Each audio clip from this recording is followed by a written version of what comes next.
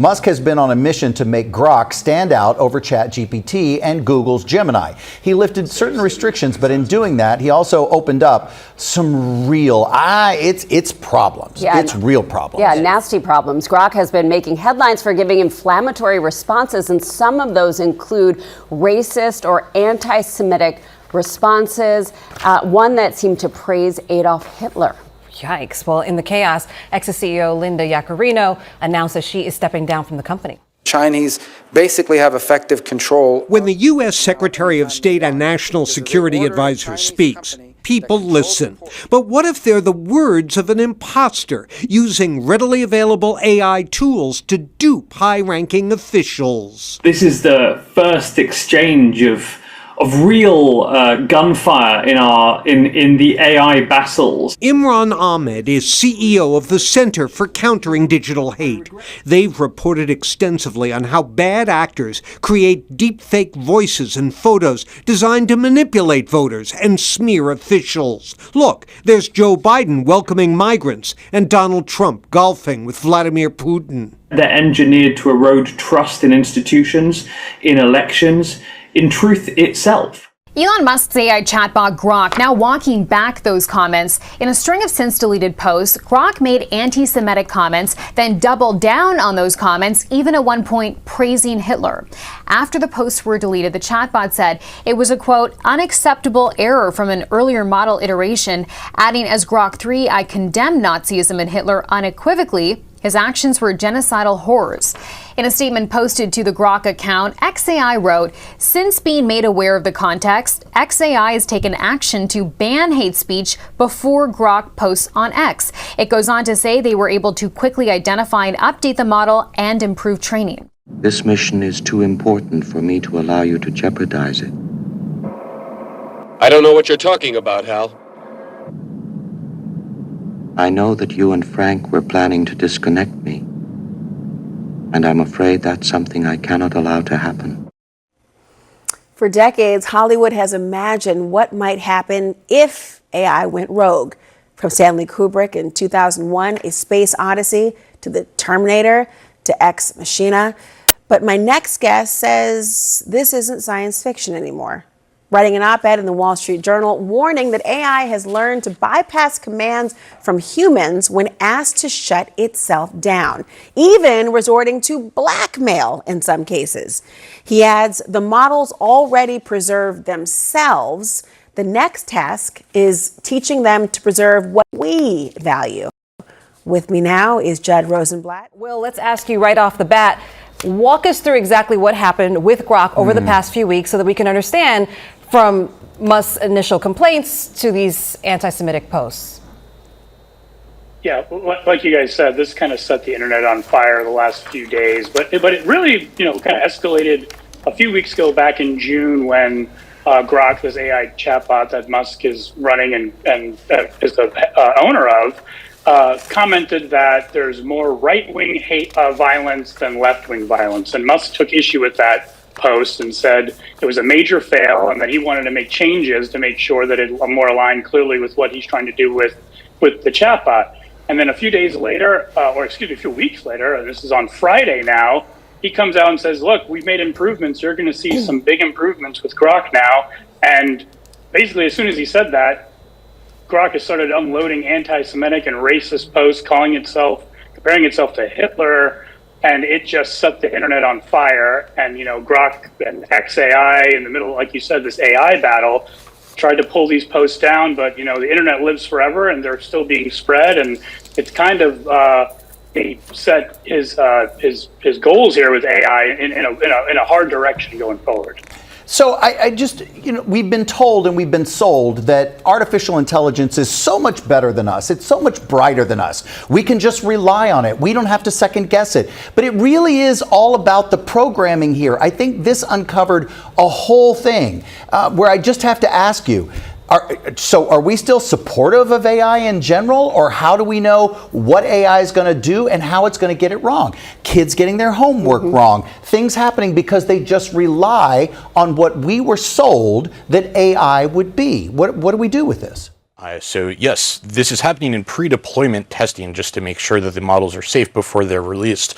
And these behaviors are fairly concerning because it means that as AI gets more and more powerful, and we just don't actually understand how AI models work in the first place, the top AI engineers in the world who create these things, we have no idea how AI actually works. We don't know how to look inside it and understand what's going on. And so it's getting a lot more powerful, and we need to be fairly concerned that behaviors like this may get way worse as it gets more powerful. Talk to me, what was the blackmailing incident that even happened in the pre-deployment?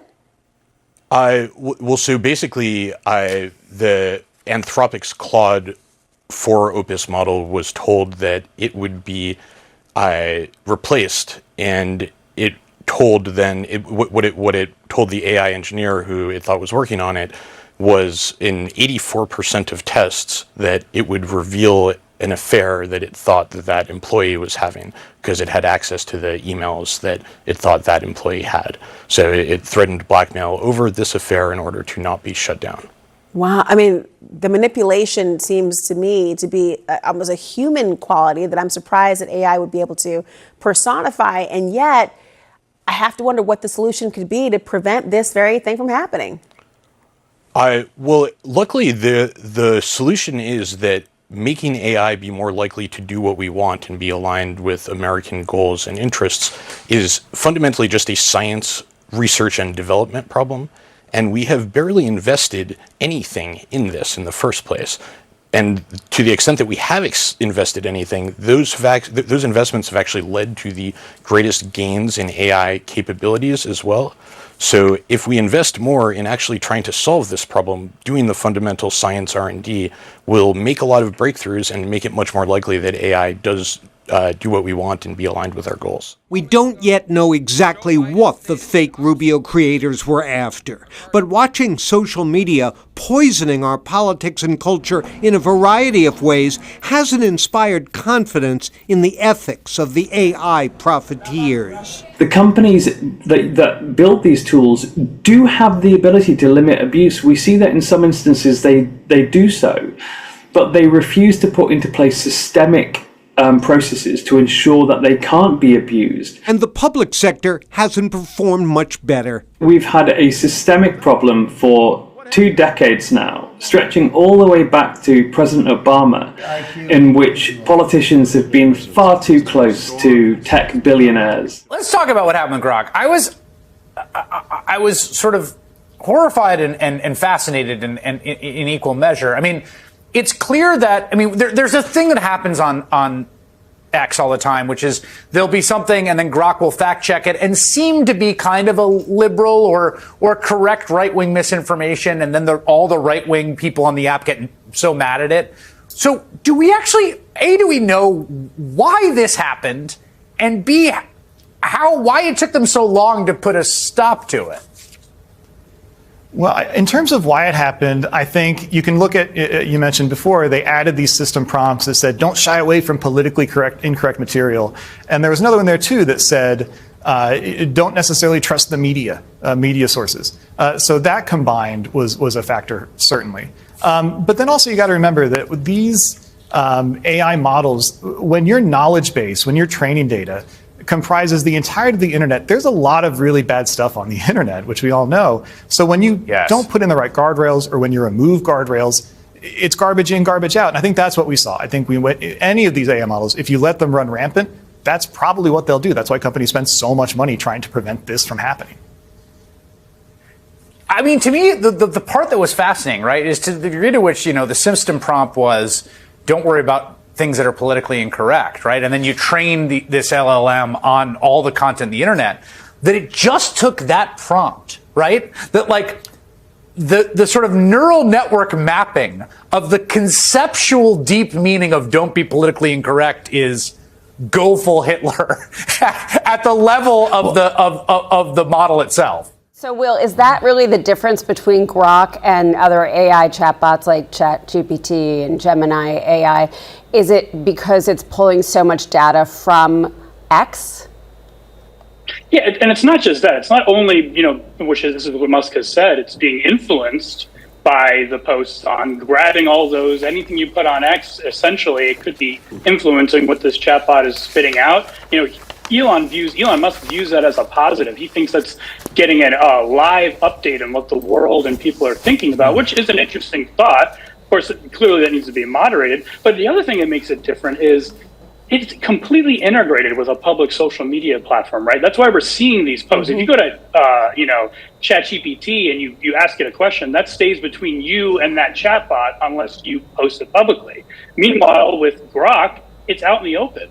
You just can reply on someone's post on Twitter, or X, which used to be Twitter, and Grok will just respond to you out in the open, and everyone can view it. And that's what's happening now, where these users are getting these prompts, and it's just going viral.